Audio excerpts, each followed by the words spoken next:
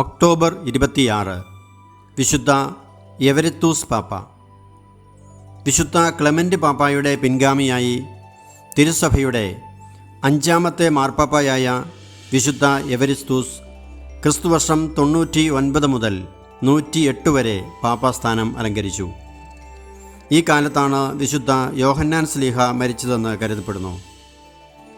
ബെത്ലഹേമിലെ ഒരു ഗ്രീക്ക് യഹൂദ കുടുംബത്തിൽ ക്രിസ്തുവർഷം ഏകദേശം 30-ലായിരുന്നു എവരിസ്തൂസിൻ്റെ ജനനം.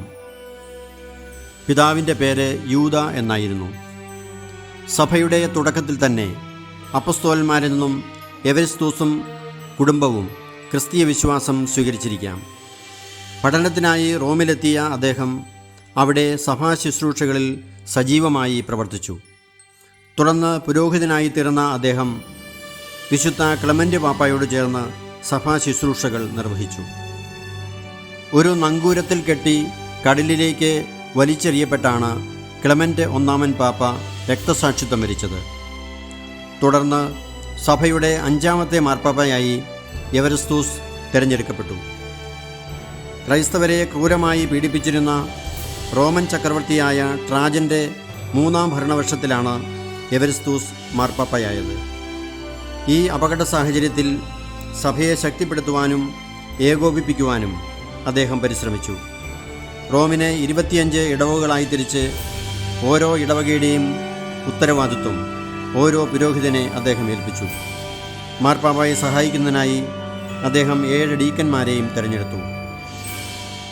എവരിസ്തൂസ് പാപ്പ ഡിസംബർ മാസത്തിൽ പൗരോഹിത്യ അഭിഷേകവും നോമ്പ് കാലത്ത് മെത്രാഭിഷേകവും നൽകി.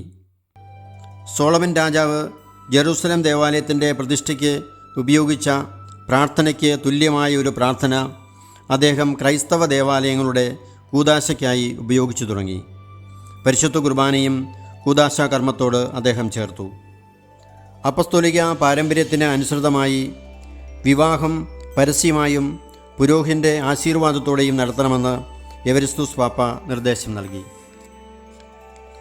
എവരിസ്തൂസ് പാപ്പായുടെ പേരിൽ 2 അപ്പസ്തോലിക ലേഖനങ്ങൾ ലഭ്യമായിട്ടുണ്ട്. അവയിലൊന്ന് ആഫ്രിക്കയിലെ മെത്രാന്മാർക്ക് വേണ്ടിയും മറ്റൊന്ന് ഈജിപ്തിലെ മുഴുവൻ വിശ്വാസികൾക്ക് വേണ്ടിയും എഴുതിയിട്ടുള്ളതാണ്. ക്രിസ്തുവർഷം 108-ൽ ട്രാജൻ ചക്രവർത്തിയുടെ 12ാം ഭരണവർഷം എവരിസ്തൂസ് പാപ്പ രക്തസാക്ഷിയായി മരിച്ചു. അന്ത്യോക്യയിലെ വിശുദ്ധ ഇഗ്നേഷ്യസും എവരിസ്തൂസ് പാപ്പായും ഒരേ സമയത്ത് രക്തസാക്ഷികളായി എന്നാണ് കരുതപ്പെടുന്നത്.